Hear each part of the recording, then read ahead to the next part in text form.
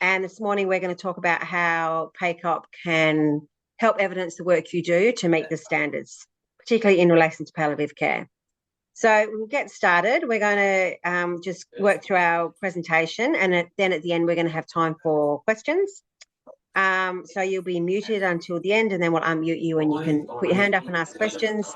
Today it's being presented by the PACOP team, consisting today of myself, Natalie Joseph.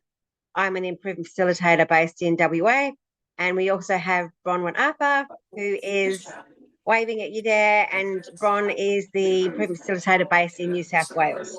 So we're just two of an amazing team, and we're going to be talking to you this morning. Hello, everybody. So what I'd like to do is acknowledgement of country. The PACOP wishes to acknowledge traditional custodians of the lands and the waterways we're meeting on today. Always was, always will be Aboriginal land.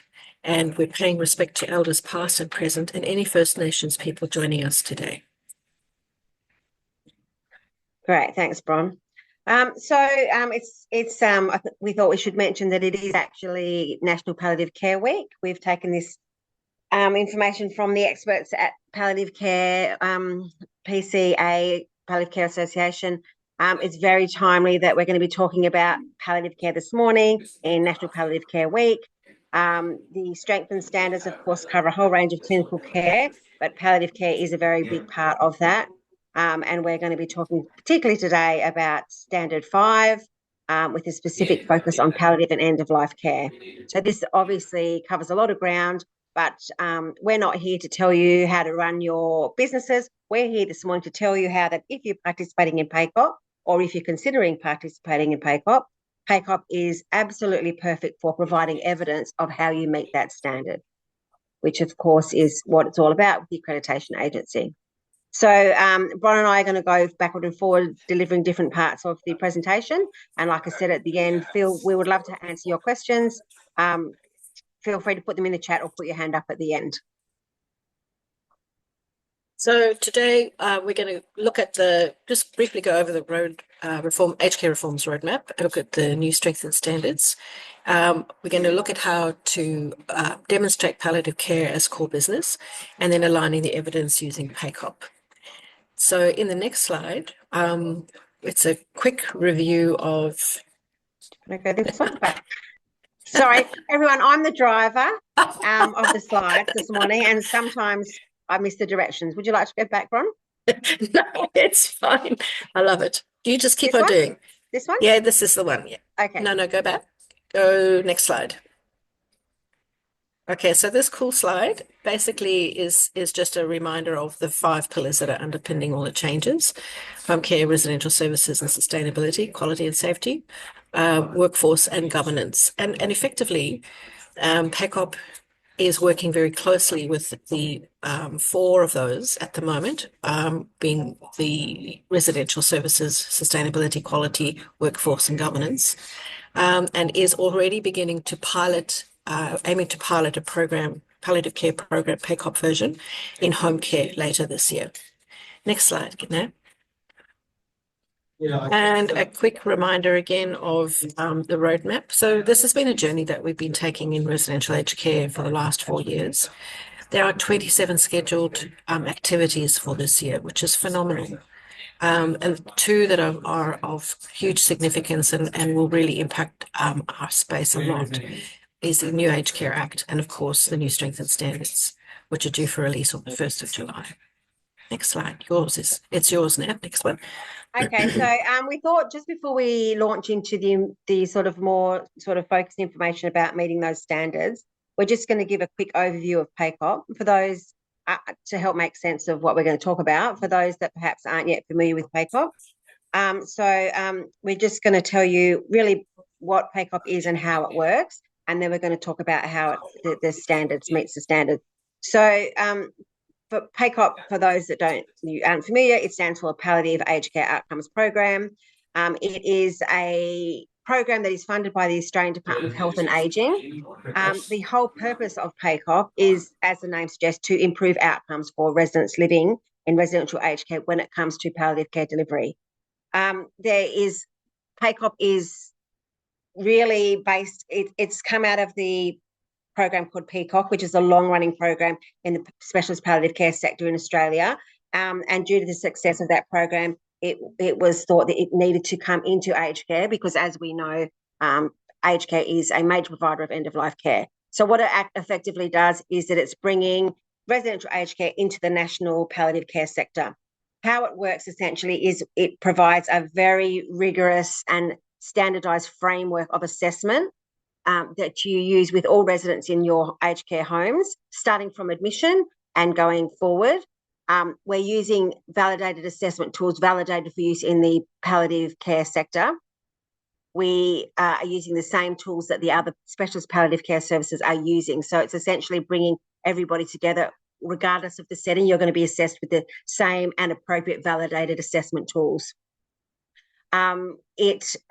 Because you're screening, we know that people come into residential aged care and they're already clinically deteriorating. Otherwise, they will be still living independently in their homes. So we really focus on the fact that this starts right from admission and continues in a very sort of structured process so that residents are getting assessed on admission for a baseline and then at regular time points throughout to make sure change is picked up using those validated assessment tools as it occurs so that we can then respond in a timely manner and provide palliative care that meets their needs as it happens. The other purpose of PACOP is that it, sitting behind the day-to-day assessment of the residents, there is a collection of the data, which is the assessment data, that's used then we take that data, you submit it to us, our statistician team provide it back to you in a suite of reports, and those reports are used for you to be able to see what is happening in your aged care homes and really to drive ongoing quality improvement projects in your organisations. And that is how we will continue to drive improvements in palliative care through the whole aged care sector by setting up some national benchmarks, which will be included in these report suites so that you can then see the gaps in your care, what you're doing well, what you want to focus on, put something in place and then remeasure it in 6 months.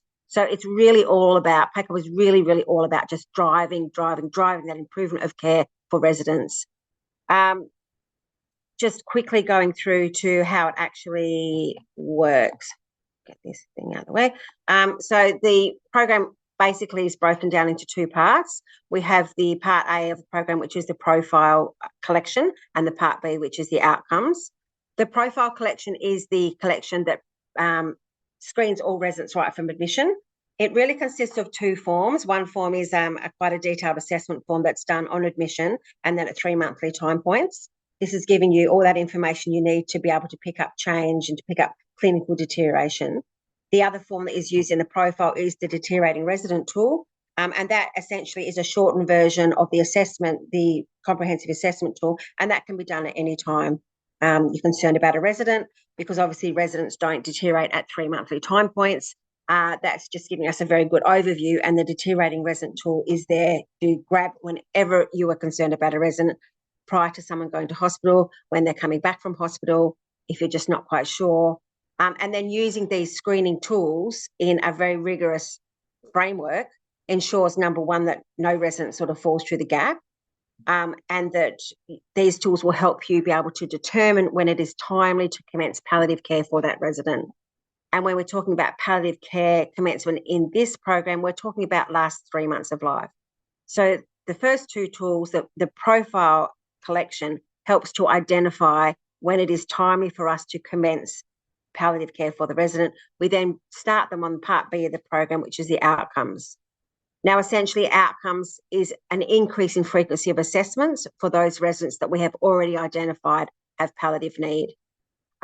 Ideally, we're looking at 3 months, because in the last 3 months of life, things change very quickly, and it's entirely appropriate that we increase our frequency of assessment to make sure we're really on top of that resident's identified needs, which we will identify through the assessment tools.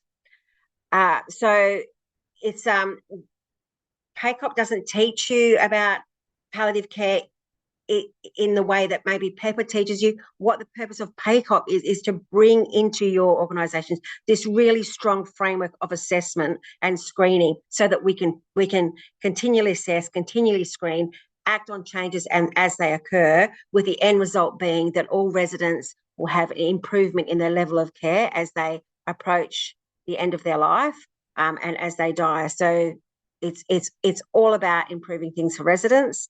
And there's many byproducts which we'll talk about another time.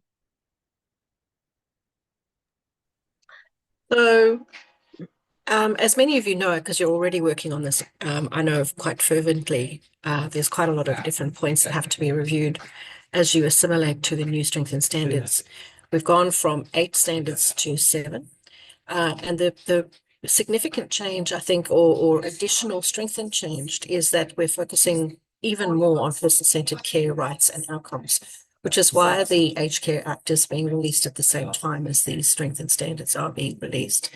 The other thing that this is really incorporating even more is the diversity of those people who are in care. And the aim is to better understand and meet the needs of those people, including those people living with dementia. The governance of the residential aged care is expected, amongst other things, to partner with older adults, including significant focus on food and nutrition. But of great interest to PACOP and to anyone else who's working in the palliative services within Australia is the strengthening of the clinical standard, Standard 5, and specifically the introduction of the palliative standard, Standard 5.7. So now, can you move to the next slide? So here we've got a mapping that we've done. So we've taken the standards, the new standards, and we've mapped PACOP, the program, to those standards. So on one page, this is an overview of how in not only 5.7, but all through the standards, PACOP has some potential application. So we know that the quality standards are not prescriptive. The point is that you need to demonstrate evidence to be able to support your position on how you're actually meeting the standards. And this document can demonstrate how PACOP can fit into different parts of the standards, not just 5.7. Thanks, Nate. So in this slide, we're looking at 5.7 specifically. And in the next few slides, my plan is to actually just work you through each one of the subpoints. There's 4 subpoints in 5.7, and we're going to have a look at where the PACOP program actually aligns with these different subsets. Next slide, Nat. So in 5.7.1, the provider has to has to demonstrate a process to recognise when individual residents, people require palliative care or are approaching end-of-life care, and what supports they've got in place to prepare them for this part of their life. So the whole suite of PACOP tools, and you can see them there, we've got, as Nat was talking about beforehand, PACOP profile collection, 3-monthly assessment. Then you've got your PACOP profile collection deteriorating resident tool. Those are the 2 tools that identify palliative changes and screen on a regular basis. The 3-monthly one screens on a regular basis. Deteriorating resident score is an ad hoc assessment tool. It picks up when there's changes in residents. And then both of those tools can actually transition a resident into the outcomes collection. And the outcomes collection, as Nat was saying, this is our daily review of the residents. And there is the capacity to do really clear assessments, rapid assessments, and escalate needs of residents when the care plan is not working for the residents. So all parts of the program, all 5 sections of the program, fit into standard 5.7.1. Next one there. So here we've got 5.7.2, and here the provider supports the individual supporters and the individual and other persons who are looking after this person as substitute decision makers. So the point of this is to establish how we're going with continued end-of-life care planning conversations, to discuss what's happening to the resident in the context of changes, deterioration, and also interventions, life prolonging interventions, whether these conditions are reversible or whether they are part of a continuum leading to an end of life. Review advanced care planning documentation, and obviously that's to align with the goals of care that the individual has. So again, all 5 tools in the PACOP suite of tools facilitate these conversations, the identification of change, deterioration, addressing goals of care, and you'll find in particular the advanced care planning conversations happen in the 3-monthly clinical assessment, in the profile collection, and also in the PACOP outcomes collection 3-monthly resident snapshot. Along the way, however, the other tools, the deteriorating resident tool, the outcomes palliative care for clinical assessment and outcomes daily symptom assessment, those are monitoring constantly for changes and deterioration in the resident, highlighting when there are changes and then leading to conversations with families, residents around what the expectations is around goals of care. Next slide. Thanks, Nat. So standard 5.7.3 is quite complex in the sense that it's looking at comfort, dignity, spiritual, cultural, and psychosocial needs, looking at management of symptoms and in a timely manner, communicating information about these preferences, making sure that the person is going to die in the place that they request, and that they're receiving palliative care, appropriate palliative care to their needs, whether that's primary palliative care supplied or provided by GPs and nurses in residential aged care, or whether it's an escalation to specialist health care because of intractable symptoms. This also then picks up on whether there's a suitable environment for palliative care. So one of the things that we've noticed is there's a focus in some aged care homes where they're actually looking at putting in place palliative care units. And although they're not specialist palliative care units, they're spaces that are particularly designed to care for people who have reached end of life and provide them the dignity and the quiet and the solace of the space, supporting families as well. These organizations who are working on this are using the full suite of tools from PACOP to support the application of palliative care in those spaces. In general, mainstream residential aged care, where people are maybe palliated in the rooms that they've always lived in the home that they've always lived in, the tools again provide the guidance, the framework, the processes to be able to support the resident and their families along the line as the person's trajectory deteriorates and they move towards an end-of-life event. So the one thing too that we talk about a lot with PACOP is there's an assessment that we have for assessing carers and families. So we talk about the palliative unit as being not just the resident, but also the family and carers. So when we're monitoring and caring for people who are palliative, we include the family in that assessment process and in the supporting process. So coming back to the tools, PACOP tools, particularly profile collection, 3-monthly assessment, the deteriorating resident tool, and the full clinical assessment all have a review process that checks in on families as well to see how things are going and whether their care needs are also being met. Next slide, Nat. So standard 5.7.4. So this particular standard focuses on end of life in particular. It is looking at the last days or weeks of a person's life, recognizing that the person is in those last days of life, responding to rapidly changing needs, making sure that all the symptom management is in place, so anticipating medications, that there's review 24 hours a day, potential, ability to review a person 24 hours a day, and that all the care needs of the person, so the pressure care, oral care, eye care, bowel and bladder management are all in place. Also recognizing and responding to delirium and minimizing unnecessary transfer to hospitals, particularly if this is in line with what the person resident has requested. So how we manage this with the PACOP suite of tools is in outcomes in particular. So we have the PACOP daily symptom assessment scale, which we are teaching our care staff to do because it's part of a conversation with the resident. We're always having conversations with residents, particularly care staff. So we felt that it is really appropriate for them to be having the conversations and escalating up to the RNs and the enrolled nurses when there are concerns and changes. Then the palliative care full clinical assessment is the tool that monitors on a daily basis at minimum what's happening with the resident and their families.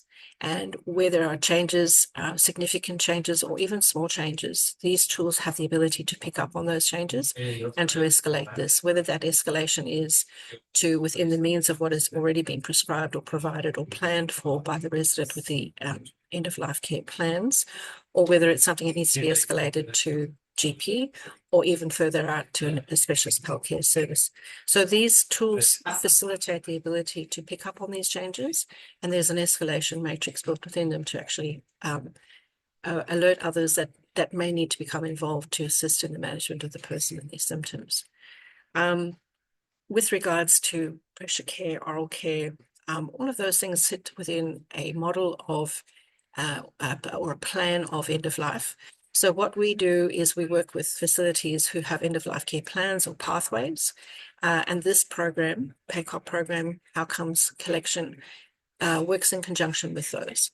So PACOP's suite of tools, which are validated tools, provide the ability to screen, have some outcomes and some measures, which then can actually be taken to GPs, nurse practitioners, specialist healthcare, particularly if it's along the line of clinical things, to be provided as evidence for changes that are happening to the residents. This is very valuable from a GP perspective, in particular, nurse practitioners and specialist healthcare, because it provides that evidence that there is, in fact, a validated tool that is objectively monitoring and assessing a resident, and it changes the conversation from an anecdotal, opinionated conversation to one which is based in more of a validated, objective sense. That information, when it's sent through to the GPs, can actually be kept by the GPs, as an example, and put into their patient files and kept there for auditing purposes. So if a GP is using psychotropic medications, which I know there's a great deal of scrutiny happening around at the moment from that perspective of overuse, of particularly of potentially overprescribing, GPs who are very good at becoming involved with palliative care might have a higher ratio of use of psychotropic medications. And having this type of evidence is very useful to them because it supports what they're doing. So there's a built-in way, if you like, to be able to support GPs, specialist healthcare, nurse practitioners, and also to give the staff who already do palliative care and have already done palliative care for a very long time, give them a suite of tools that builds their confidence, has a way of supporting what their clinical judgment already has picked up, and it gives them the ability to provide the evidence to those who also need support when they're doing prescribing and so on, so that the care of the resident can be achieved well, and all those involved in it, their roles are protected and supported through this process. Thanks, Nat. Thanks, Bron. As Bron sort of demonstrated, we just generally put the PACOP forms in that meet the respective standards. Often when your accreditors will come in, they want to see specific examples for specific residents. As Bron's amply demonstrated, by pulling out all of your PACOP screening, assessment tools and information, it does provide that evidence that there is ongoing screening, assessment, response and monitoring of all residents, which particularly increases once they have been identified as having increasing care needs and approaching end of life. Now we have a lot, for those that aren't familiar with PACOP or for those that want some more learnings, we have a lot of online learning options available. We've got some links up there on the screen with QR codes. We've also got online learning for care staff. So when you have your residents in the outcomes collection and they are getting their symptoms monitored daily by the care staff using the SAS, we have training specifically for the care staff so they feel very confident and very comfortable collecting that information from residents and then escalating it as required or as indicated up to the nursing staff. I suppose what we really want to say about the whole quality agency is that going through accreditation can be a very scary thing. It can be, we can sort of get ourselves quite sort of worked up about it. But a piece of advice that was given to me a long time ago before I went through many accreditation processes, which I've always remembered, and gave me a lot of confidence. And I was going to share now is just remember that if you are going through any sort of accreditation process with the quality agency, they cannot be prescriptive about how you meet the standards. Your role is to demonstrate to them, to the agency, how you meet the standards, and you do this by providing evidence of care, evidence of process. And PACOP is the process that really gives you backing for that. PACOP will provide you with more than enough evidence through the process itself and then through the individual assessments that you can pull up that you do meet these standards, that you are providing care, that you are providing care in a timely manner, in an ongoing manner, and it is also person-centred care. The SAS tool is resident rated, as you know, and getting that information from residents is entirely appropriate for us to make sure that care we're providing is not only based on our own clinical assessment, but also on the things that are of concern, distress, or worry to the resident. So PACOP really does provide you with more than enough evidence to meet this standard 5.7. And then a lot of the other standards, we also PACOP will contribute to meeting them in different ways, but 5.7, absolutely. So we'd love to hear once these standards come into effect in 1st of July, we'd love to hear from any of you about how you went when it came to demonstrating how you meet the standard 5.7. We'd really love to hear how that went. And we might be able to do another morning tea talk in the future to sort of give everyone that feedback, because we're all in this together. And at the end of the day, this is all about providing gold standard care to residents and being able to evidence that to the agency that that's what we're doing for this particular topic. So we'll open up now for questions. If anyone's got any questions, you can either raise your hand or put it in the chat, whatever you feel more comfortable doing. Or you can be unmuted and just talk as well. Yeah.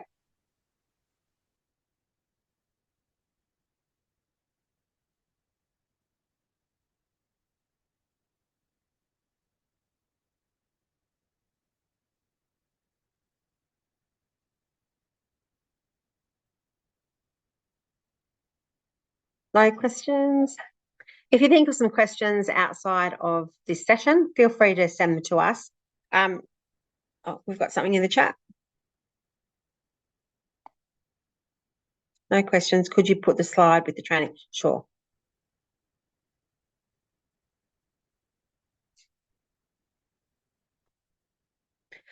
We do already have that broader document we showed you about how PACOP maps to all of the standards.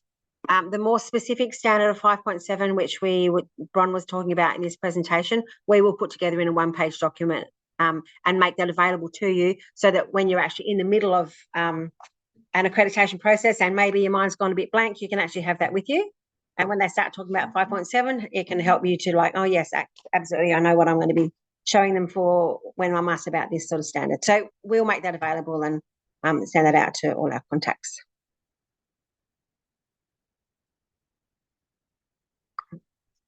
All right, well, I think if we have no more questions, that will be the end of our morning tea talk. Yeah, this morning. If you do have any other queries or questions, you can always go. Can you go down one slide to the last?